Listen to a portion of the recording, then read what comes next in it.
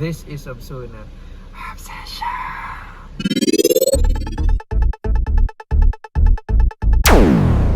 Kamusta po kayong lahat?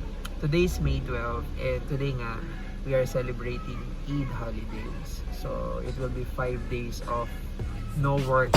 Yeah, kasi sa Muslim parang ito yung kanilang Christmas. Anyway, so today nag-request si Mrs. na mag-breakfast kami sa Ikea sa Dubai Festival City. So, hindi pa ako nakarating doon. Hindi pa ako nakarating doon using car or driving a car. Pero nakarating na ako doon maraming beses na. Nakapag-breakfast na rin ako doon maraming beses na. So, bakit ba thing yun sa mga mostly sa Filipino, di ba? Ewan ko, kasi parang na siya, naka-hype na siya. At the same time, hindi rin naman ganun kababa yung presyo. Medyo above middle nga yung pricing nila. But then again, dahil nga sa na-hype na siya, na parang ang cool kapag kumain ka dun sa IKEA. So, nagiging practice na siya. So, nung unang dating ko dito, my first 2 years, isa yun sa mga binacket list namin. So, ayun, nakarating na ako. Pero ngayon,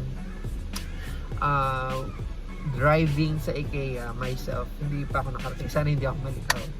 So, ang gagawin natin ngayon, susunduin natin si Mrs. kasi galing siya ng graveyard shift. Tapos, from workplace niya, dediretso na tayo sa IKEA.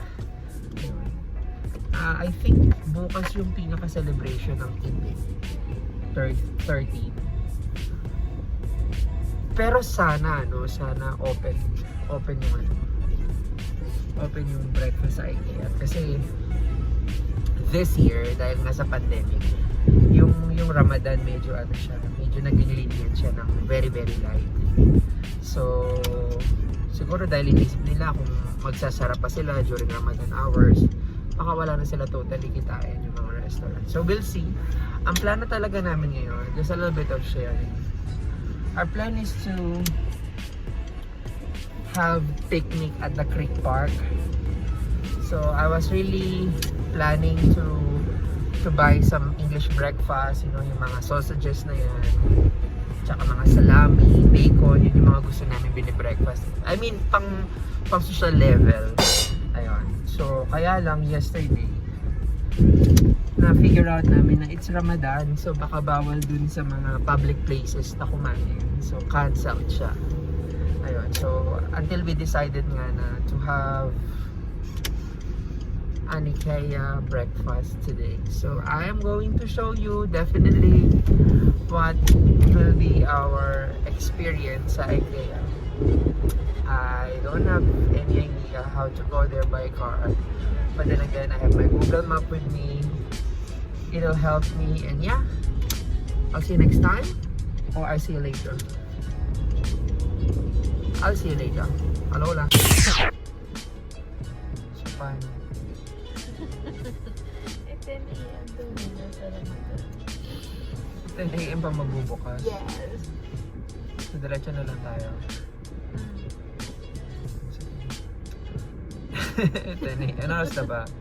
8:30. So, 2 hours tayo mag-iintay. Sige, diretso na tayo sa IKEA.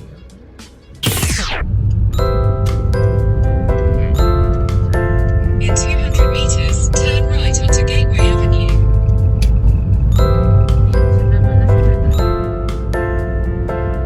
Turn right onto Gateway Avenue, then turn right.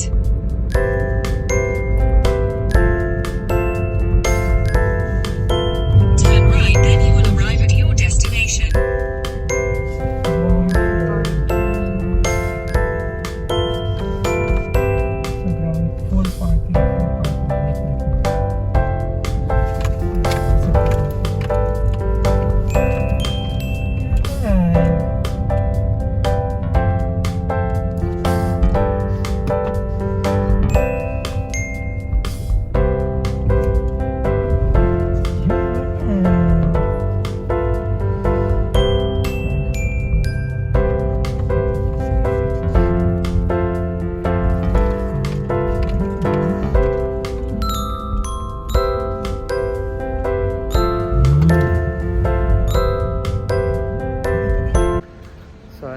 kami at kami lang ang tanging nakaparking dito sa Ikea.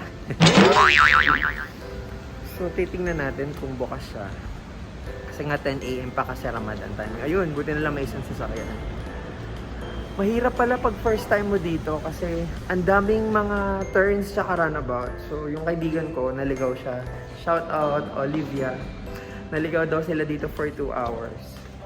So, ayun, nandito na kami sa loob.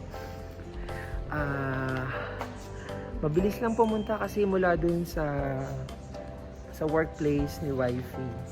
Daan lang kayo ng Algarhood Bridge. Tapos nandun na, exit 83.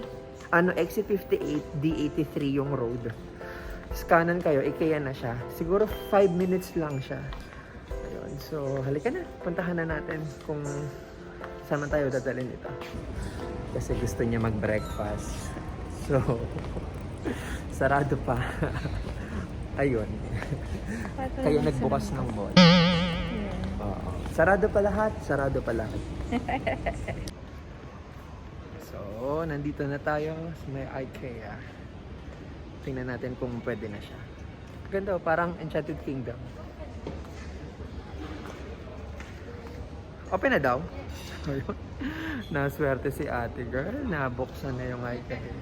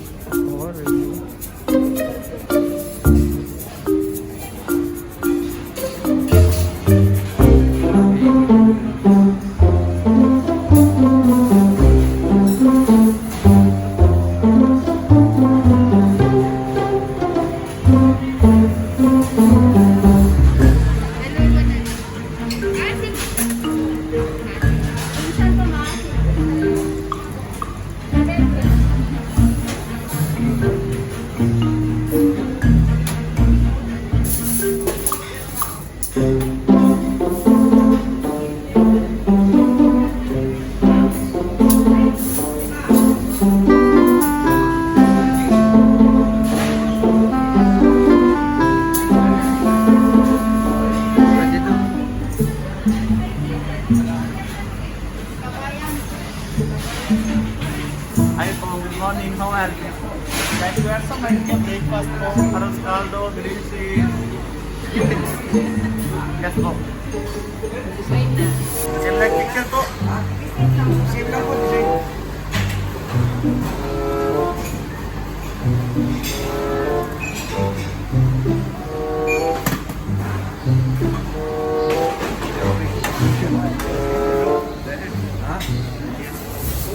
Become viral, my friend.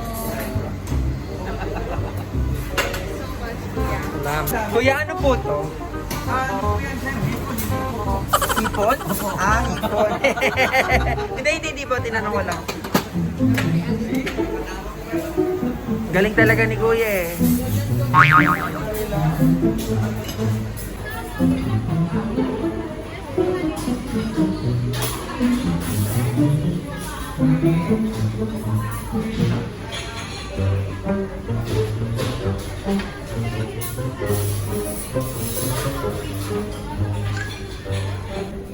Gusto ko kasi yung mataas. Ano yung tayo sa Obsuna? Gusto ko yung mataas. Lakas sa loob sa mataas, ha? Gusto ko yung mga matataas.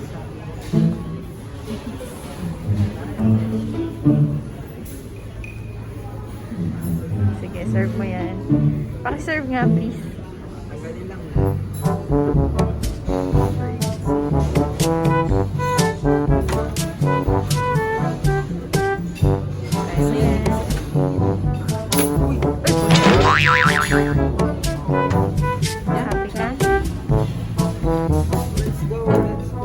Okay, so we have an Ikea breakfast meal.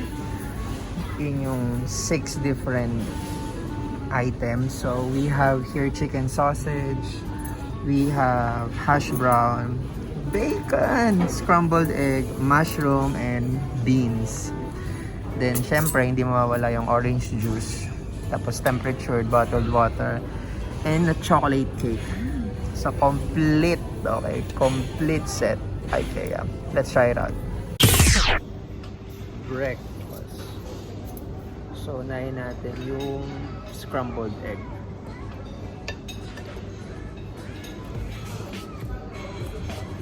Wow. 2 pieces of chicken sausage. Hap.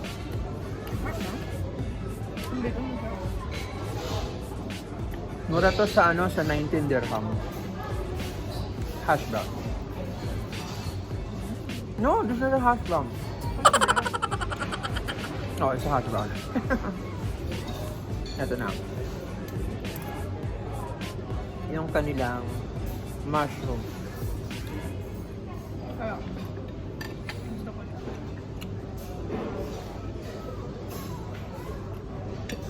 And the beans. Madami siya. Okay. Yung orange juice? Hindi masyado. Kaya ko. Sime.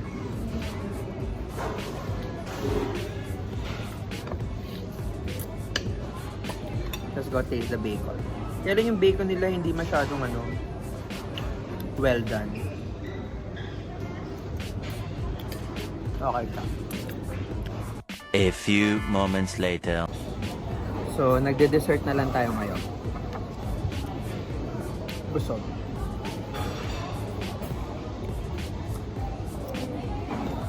Kahit Ramadan, open pa din sila. Tapos, puro Pilipino yung kumakain. Siguro mga 95%. Parang 9 out of 10. Filipino. Tapos family siya. O kaya barkada. Siguro mga gagala to after. Sige. Ngayon, for tipid tips, ito na tayo sa tipid tips. Number 1, kung pwede ka na lang magdala ng sarili mong juice, pwede lang. Kasi a la carte naman siya. Separate mo siyang binibili. So, yung bottled water pwede ka magdala. Pero hindi na-advise kung gusto mo lang naman magtipid. So, eto, for a glass of orange juice cost 7 dirham. Tapos yung small bottled water 3, di ba? So, kung dadala ka 1 dirham, so medyo makakatipid ka talaga. Tapos, okay lang din naman na walang dessert. Pero syempre, nagpunta ka dito para sa full experience mo. So, meron kang appetizer. Hindi na kami gumawa ng fruits talaga kasi ang daming fruits sa bahay. So, yung mga pang Ikea na lang talaga yung mga in-order namin. Ang selection ng dessert doon ay carrot cake at saka itong chocolate cake. So, ayun. Yung carrot cake, hindi ako masyadong fan yan. Doon tayo sa chocolate. Yung carrot cake, 12 dirham siya. Ito is 7.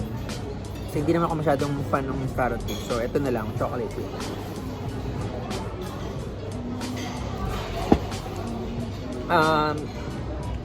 Ang tipid-tip pa dito, kung pupunta kayo dito ng may car,